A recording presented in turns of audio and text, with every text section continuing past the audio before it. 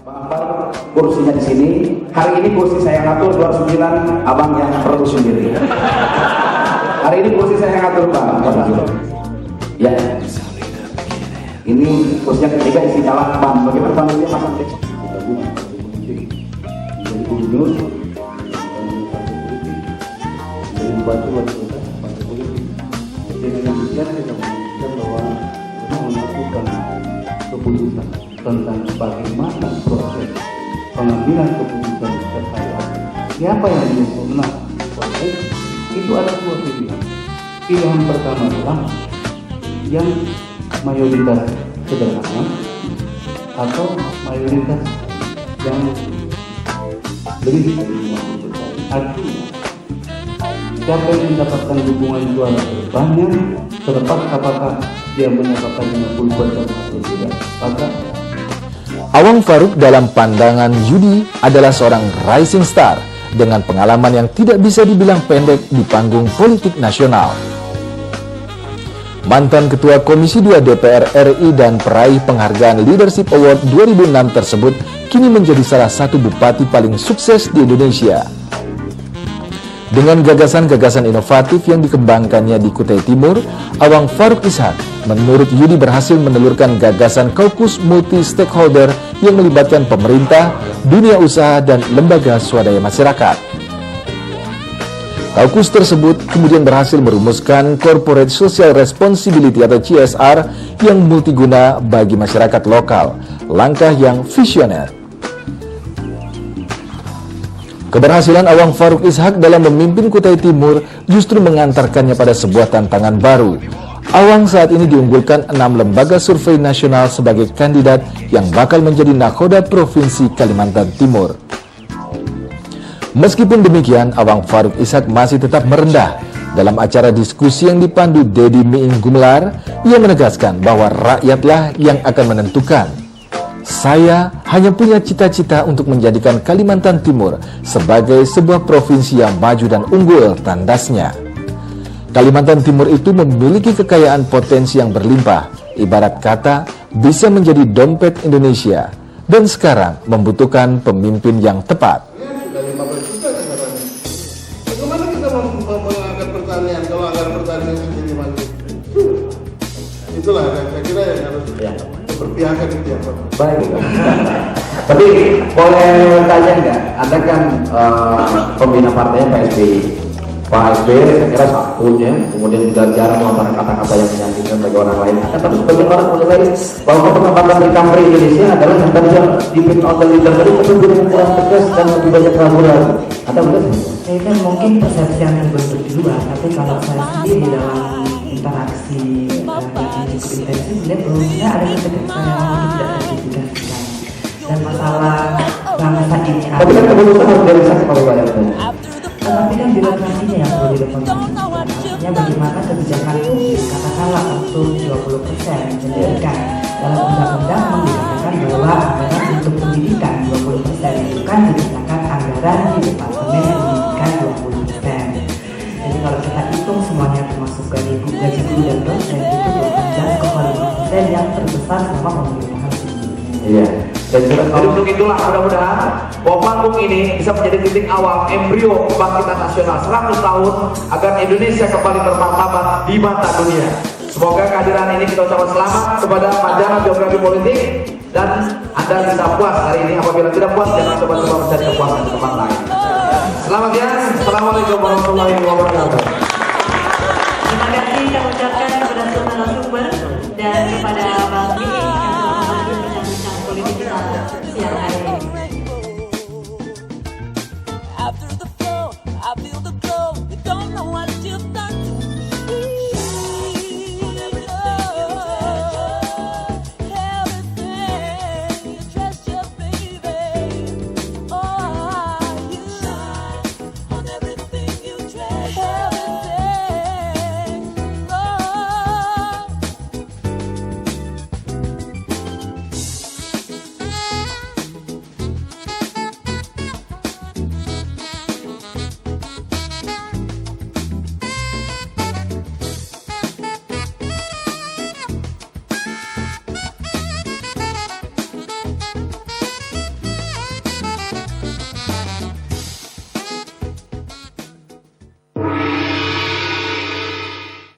majalah Health News sebagai majalah gaya hidup yang direkomendasikan oleh UNDCP.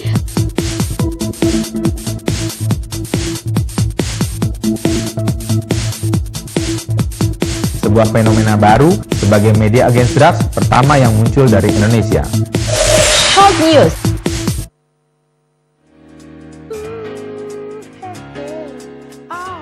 Ekbis, satu-satunya majalah ekonomi dan bisnis.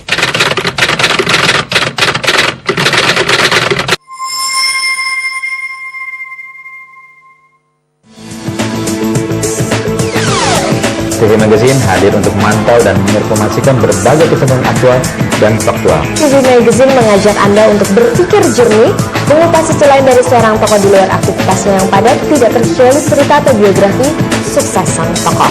Ada juga reportase tentang tempat-tempat yang sangat menarik, dan kalaupun kami mengupas peristiwa, kami akan mengupasnya dari sisi lain yang tidak dibahas oleh media massa lain. Karena kami hadir untuk menebar kebaikan bagi semua.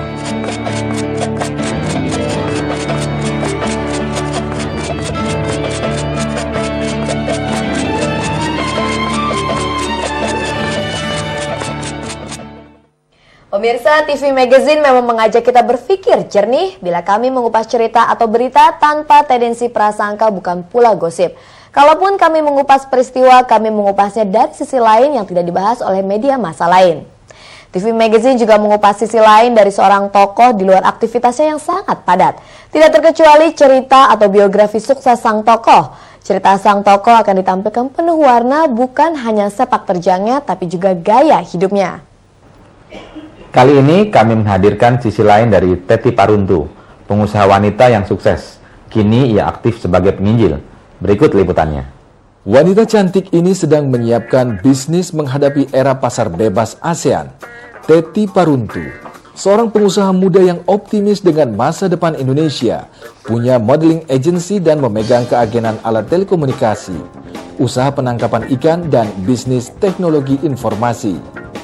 Putri pertama dari pasangan Profesor Dr. Insinyur Jopi Paruntu dan Dr. Andes Jenny Tumbuhan melakukan semuanya dengan visi.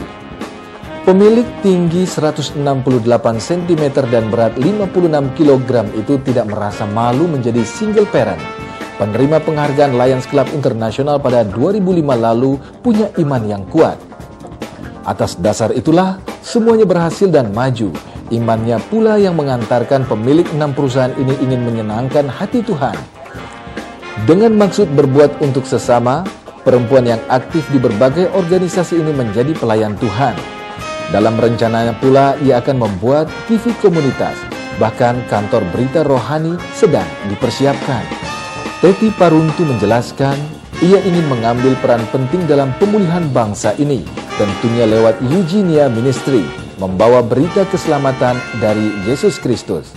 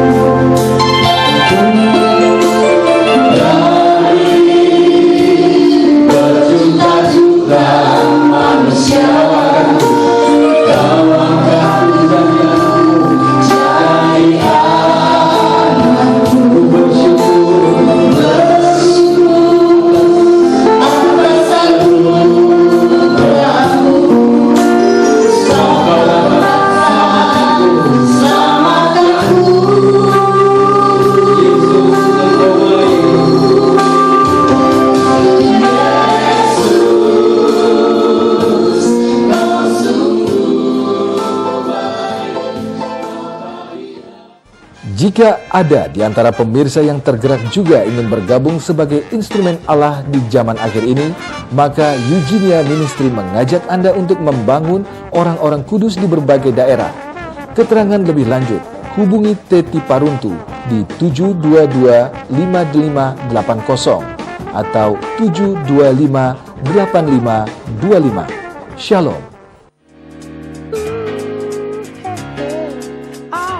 Ekbis, satu-satunya majalah ekonomi dan bisnis.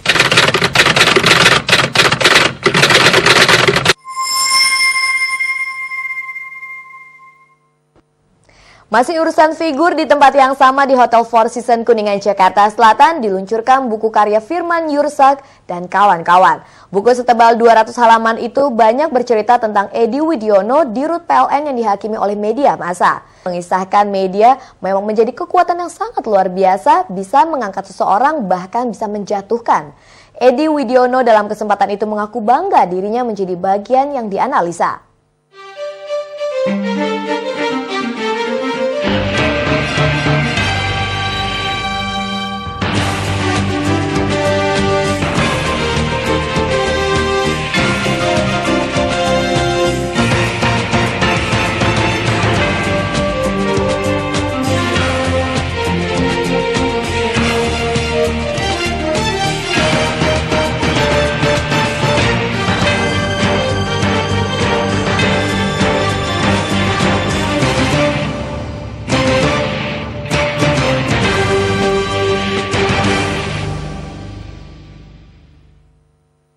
Assalamualaikum warahmatullahi wabarakatuh. Salam damai dan sejahtera bagi kita semua. Bapak-bapak dan ibu-ibu yang saya hormati, hari ini ada beberapa pertanyaan yang akan saya ajukan kepada rekan-rekan pers. Siapkah insan pers dikritik selain mengkritik? Siapkah pers diawasi selain mengawasi? Apakah pers cukup memiliki kerendahan hati dan kebesaran jiwa bahwa pers bisa salah? Assalamualaikum warahmatullahi wabarakatuh. Buku kecil ini tentu bukan yang pertama yang telah mencoba menelaah kebebasan pers di Indonesia sejak reformasi bergulir. Namun sekecil apapun buku ini, kami berharap buku ini memberikan kontribusi kepada banyak pihak, terutama bagi rekan-rekan pers dan para praktisi ilmu komunikasi, juga kalangan akademis di Indonesia. Dan tentu kita tidak ingin bila kebebasan yang telah direbut media massa saat ini harus kembali ke masa lalu yang penuh dengan pemasungan dan